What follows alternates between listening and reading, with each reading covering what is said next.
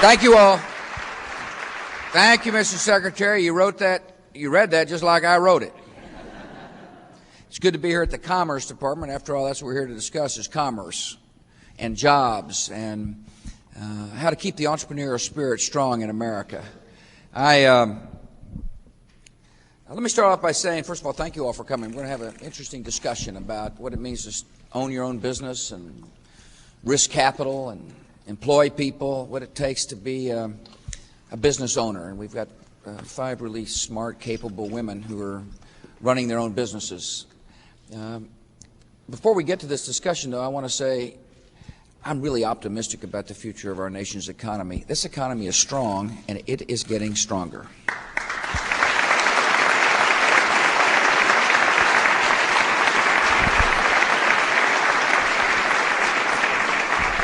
I'm optimistic for one reason, because I've just spent a little bit of time with 5 people who are on the front line of hiring. Their optimism was really evident, as I think you'll soon hear. Secondly, I'm optimistic because I see things happening. Unemployment dropped today to 5.7%. That's not good enough. We want more people still working, but nevertheless, it is a positive sign that the economy is getting better. I see the manufacturing orders are up dramatically. I know the productivity is high in America. Home construction is strong. All the signs in our economy are very strong. And that's positive for somebody who might be wondering about whether he or she is going to find a job. Secondly, I know what we have overcome in this country. I mean, this economy has got to be pretty darn strong to have come through what this nation has come through. Just very quickly, in the beginning of 2001, the country was entering into a recession. I'm sure that affected you all. Recession, by the way, is when there is negative growth for 3 quarters, when things aren't going well for 3 consecutive quarters. That's a long period of time if you own your own business. It's a long period of time if you're looking for a job, by the way. Then all of a sudden, as the economy was getting better, the enemy hit us. And make no mistake about it, the attack of September the 11th affected not only our national psyche, it affected the economy. It hurt. It hurt people who were thinking about risking capital. It made it hard for people to find a job. As well, we had a problem that fall when it turned out some of our corporate citizens failed to live up to the responsibilities of leadership. They didn't tell the truth to their shareholders and their employees. That affected the psyche of the American investor. You know, capitalism is only as strong as the integrity of the people involved in the process. And these leaders will tell you that you've got to be open with your employees, otherwise they ain't going to work for you very hard. In this case, these corporate criminals had a negative effect on the country. And then, of course, I made some tough decisions about how to secure America and keep the peace by spreading freedom, and we marched to war. It is not conducive to economic growth to see on your TV screens America's marching to war. It's not a very positive, optimistic message to hear if you're thinking about risking capital. You know, who wants to take risk when we're marching to war? Now we're marching to peace, and people feel more comfortable about making a risky investment. We've overcome a lot. And I'm optimistic because not only do I talk to people who are optimistic all the time, I'm optimistic because I've recognized what this country has been through. It really speaks to the entrepreneurial spirit and ingenuity of the American people is what I'm talking about. This is a fabulous country. The system says if you work hard, you get rewarded. You can own your own business, hopefully without a lot of government interference. Speaking about government interference, we made a conscious decision to make government less intrusive into the pocketbooks of the American people in order to affect economic growth. You might remember we went to the Congress not only once but 3 different times to effect real substantial tax relief.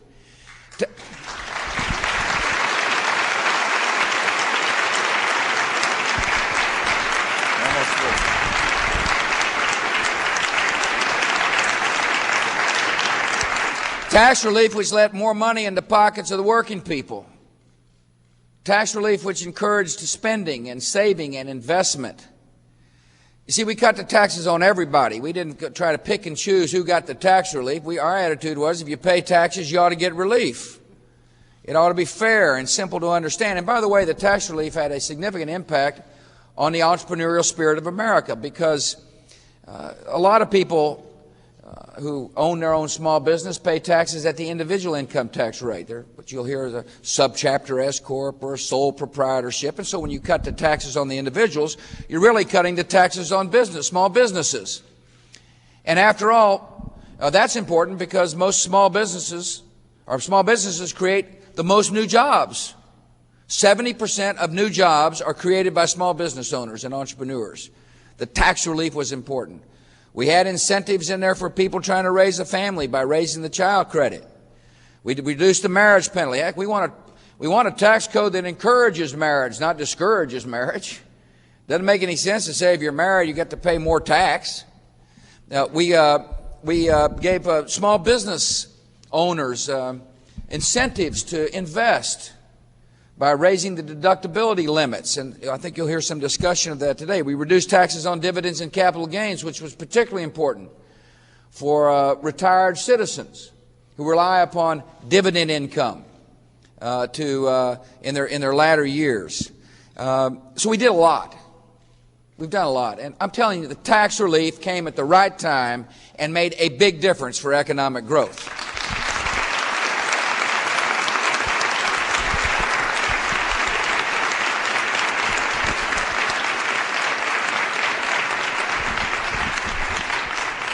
There's more to do. First of all, every one of these business leaders and owners will tell you that if there's uncertainty in the tax code, it'll make it difficult for them to plan for the future. Business owners like certainty. They want to know what the rules are. Much of the tax relief I described goes away soon. Congress passed the tax relief, but they didn't make it permanent. Job creation is vital. Permanency in the tax code will mean more job creation. Congress must make every part of the tax package permanent.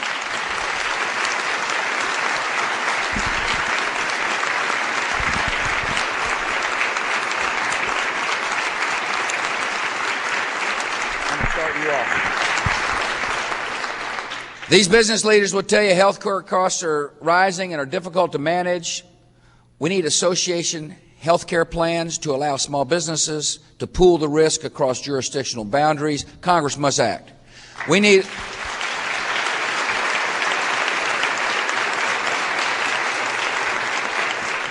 medical liability reform. Frivolous lawsuits drive up the cost of health care. They affect the budgets of these small businesses. They also affect the federal budget. I mean, when you think about what frivolous lawsuits do to the cost of Medicare and Medicaid and veterans' health benefits, you understand what I'm talking about. I mean, it's an enormous cost to the federal budget. We got a good bill out of the House. The medical liability bill is stuck in the Senate. We need tort reform there. We need class action reform. We need asbestos reform if we expect this economy to continue to grow. We need an energy policy. Congress needs to get me an energy bill. I mean, it's hard for businesses to plan, particularly in the manufacturing sector, if you're wondering where you're going to get your next watt of energy. And so we need an energy bill. Congress needs to act. Congress needs to join this administration in listening to the voices of these entrepreneurs to figure out how to keep a pro-growth agenda on the forefront. So long as anybody's looking for a job in America, this administration is going to be promoting a pro-growth, pro-entrepreneur agenda. And I'm honored to be joined by entrepreneurs, strong women who have taken the lead in their businesses and are providing a great service to our country. They're not only providing a wonderful example for people who are wondering whether or not I can own my own company, but providing the service of hiring people and keeping them at work and caring about their employees. I'm going to start off by Nancy Conley. She is the president and CEO of Lazartone Corporation, Littletown, Massachusetts. Welcome. Thank you very much.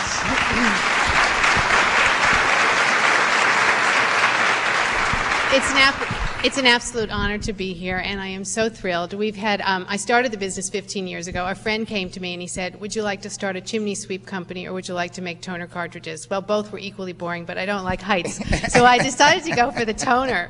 So here I am 15 years later, still talking about toner, but I've had 15 years of profitability. I've had 15 years of growth. I've had 15 years of fun, but I have never been able to thank a President of the United States for a tax relief package. You put $26,000 to my bottom line, and I would love to tell you how I'm going to spend that in reinvesting it back into LaserTone. We are going to start by increasing our employer match to our 401k, which is good for our employees, and hopefully will stimulate more participation there. We're going to, you can imagine what the New England winters are like. You're familiar with those. So I have to keep our sanity somehow in February. So I'm going to sponsor a wellness program for all of our employees. Good idea. And I am going to significantly increase my contribution to WeBank, which is the Women's Business Enterprise National Council that's based here. And they have been an enormously helpful organization in providing access to corporate markets. And now I can claim Ford Motor Company as a client and Fleet Boston and have saved them enormous amounts of money with the remanufactured toner products that we provide. So I am absolutely delighted to be here and a strong supporter, and I hope to be thanking you every year for the next 4 years at least. Thank you.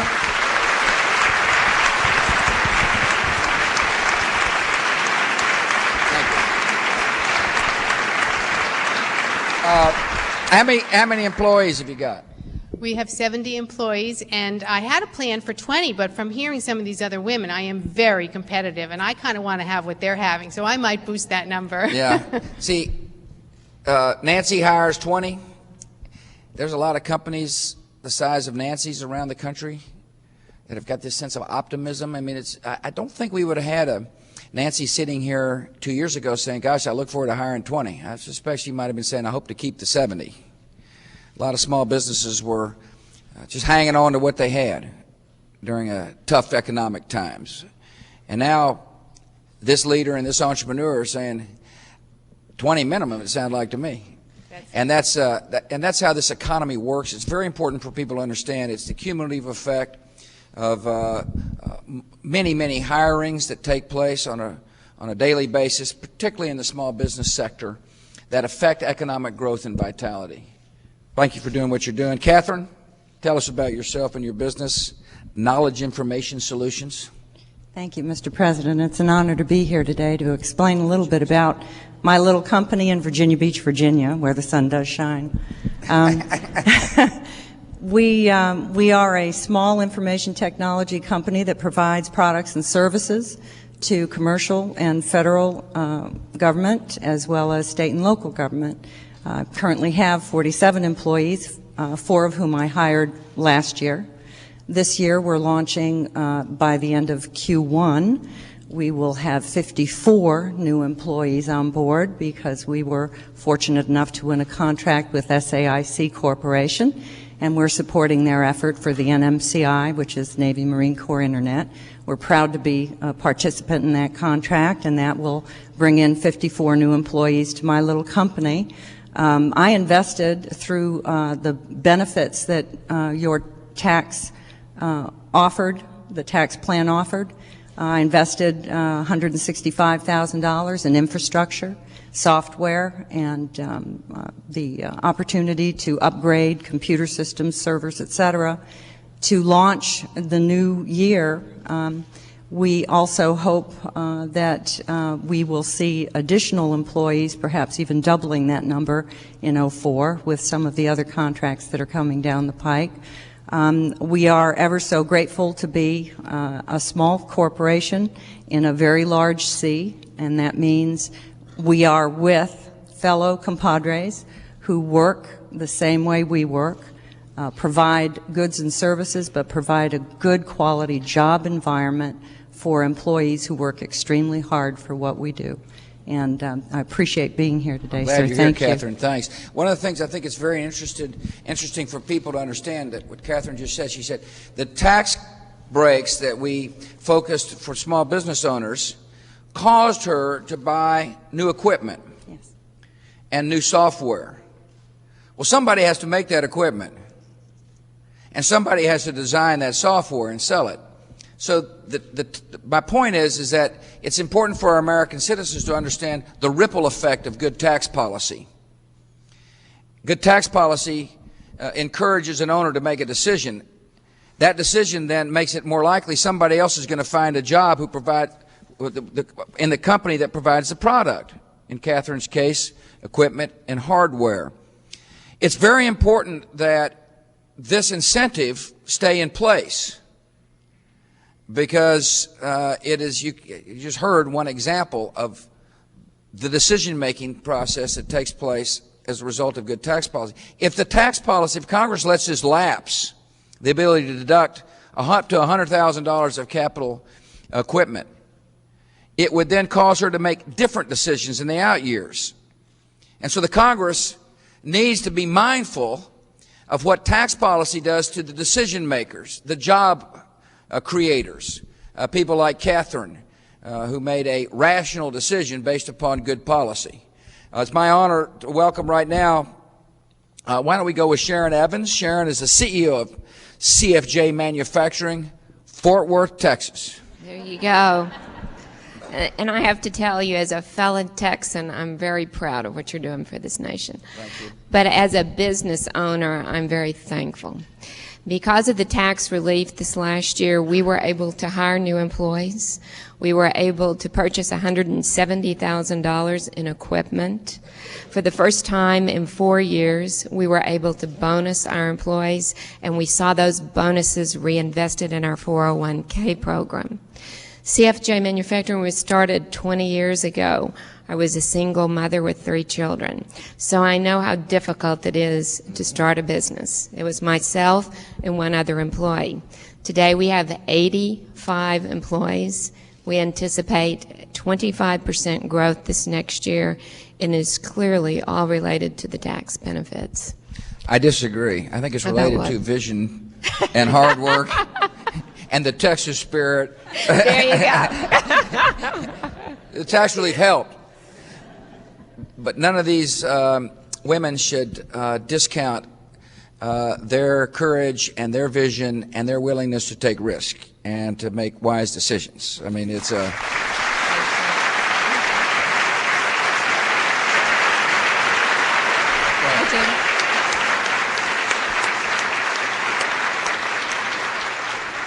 I do have to commend you too, as well as we utilize, and we are a certified woman-owned business, and your support of women in business has increased my customer base. Good. Which has in fact grown my business as well. Yeah, I think it's very important. What you're talking about is contracting, for example, the federal government. We ought to bust these contracts down to smaller sizes. The role of contracting at the federal level. Be done, bring it up.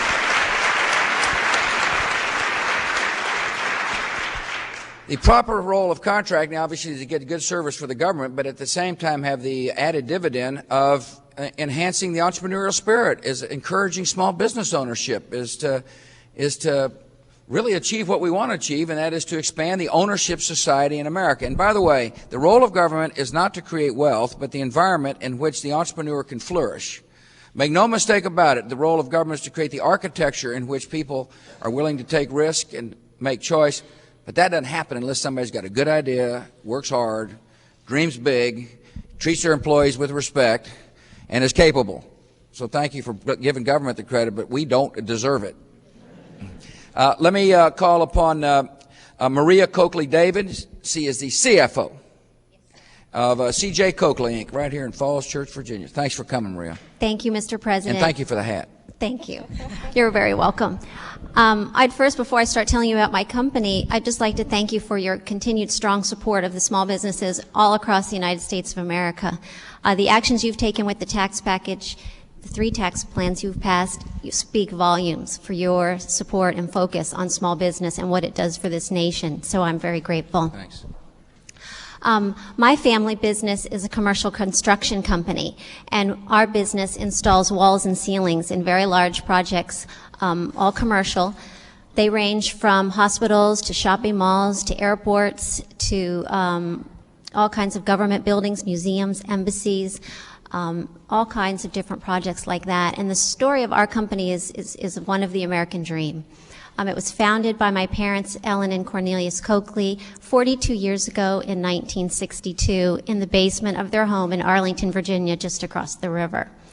And they eventually grew that business and brought it out of their home and into an office and nurtured that business. They knew how to reinvest and invest in their people and invest in a good equipment, safety programs, and all the right tools and training to grow this company. We now have 360 employees that are very dedicated, and they're very great workers. And we're very proud to be one of the top 20 interior finish contractors in the United States. And we were worried earlier, in 2001 and 2002, to hang on to these employees and hang on to these jobs because construction was slowing. But we have seen in this year, in 2003, tremendous increase in our contracts that we've been able to land. We've employed an additional 40 employees in late 2003, and we have the most work on hand our company has ever had in the history of our business. And for 2004, we'll be adding a minimum of 40 jobs and possibly up to 70 new jobs for our company. That's great. So thank you for all that you've done to support that. Well, let me talk about job hiring, particularly in the construction field.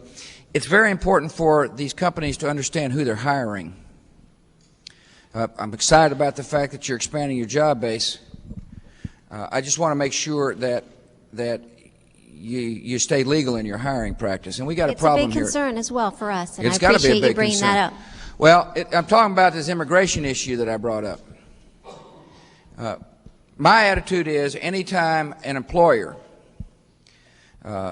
can't find an American worker to do the job, that in this case she ought to be able to hire a willing foreign worker, so long as that foreign worker has got what we're going to issue a new card, a temporary worker card.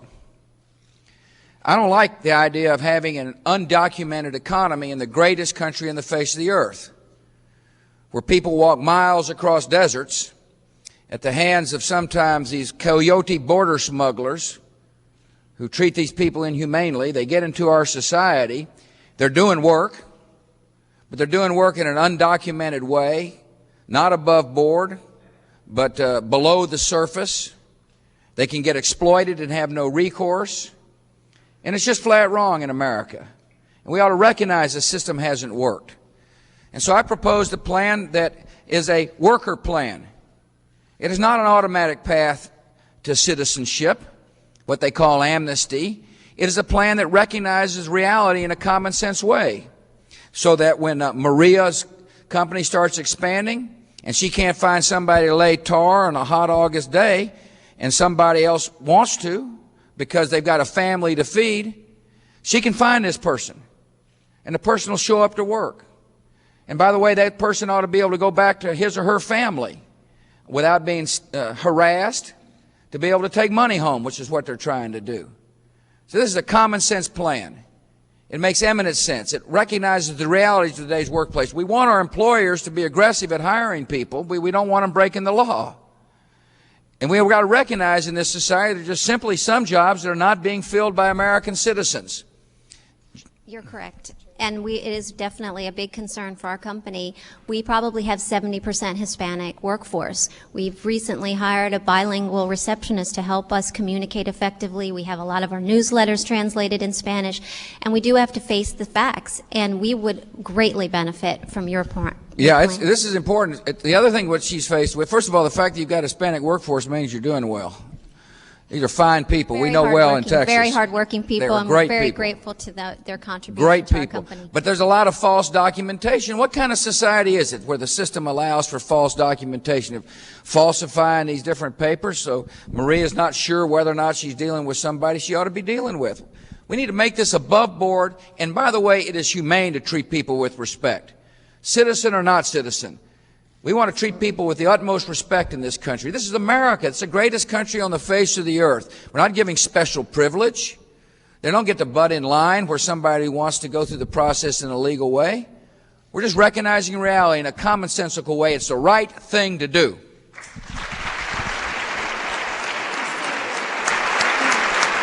Yeah, absolutely. You ready? I have another comment. Go ahead. Well, I'd just like to make one more comment that we have sponsored a number of our employees to become, residents of the United States.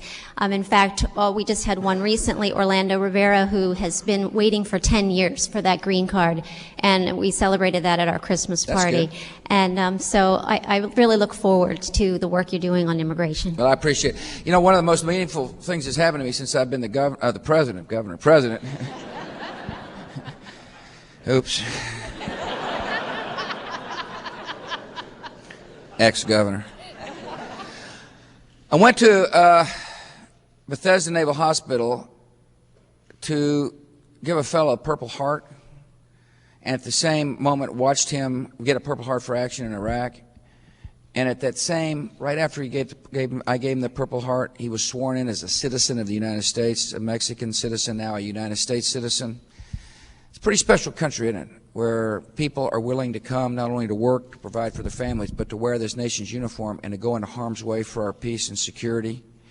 And Americans have got to recognize how special America is, how lucky we are to be Americans in this country, and how a lot of really decent people would like to join us. Just got to make sure the system is orderly and fair and meets national objectives. Loretta Doan is with us. She is the president and CEO of New Technology Management in Reston, Virginia. Welcome. Thanks for having me here. I started New Technology Management 13 years ago, and I am one of those truly lucky people that you're talking about who actually does live the American dream every day, because I took $25, I went down to Kinko's, ran myself off some stationery and business cards, and I started my business. And even 13 years ago, I knew that it was important to invest in getting the absolutely best people, to invest in bleeding edge, top of the line hardware and technology to make your product and your service. And what we do is we specialize in innovative security and surveillance technologies, and to make it absolutely the best. And I'm happy to say 13 years later, we have as customers DOD and Department of Homeland Security are some of our largest customers, and we have absolutely the best technology and the best people working on the issue of security for you and the American people. But what I really have found useful as a business is we've invested in it for 13 years, but your tax relief packages have made a huge difference in the volume and the amount that I'm able to invest in my business. I can invest in hardware, I can invest in more software, more robust packages, I can hire more employees, I'm able to invest more in trucks, which we use along the borders to transport and do surveillance technology. And each of these makes my business stronger. And because my business is stronger, because my assets grow, then I'm able to feel more confident, which means that when I look forward to my new year, I start investing more in my business. And we are doing and have always been doing really well. But between now and March of 2004, we will actually hire 75 more people in our company. And this is because I have a real confidence in you as our president and a sense of optimism that this tax relief package that you've put in place, you'll somehow make that able to be permanent, because that makes a big difference. And I think that when I look at the future of America for small business, it is great. And the reason why, and I'm not just saying this to be nice to you or something, but it really does make a difference when you got a president who is a small businessman himself. Because when you speak, I always get the feeling that he's been there, he's done that, he knows where I'm at. It's hard. And so what I see is that the tax relief package that you put in place that allowed me to invest in my business, the fact that I'm going to be hiring 75 new people between now and March, thank you very, very much. I'm here to thank you all. I think I hope you come away with the same sense of optimism I do about the future of this country when you hear these 5 women speak. I mean, this is a country which speaks to 5 entrepreneurs here on the stage. It says, dream big and go for it.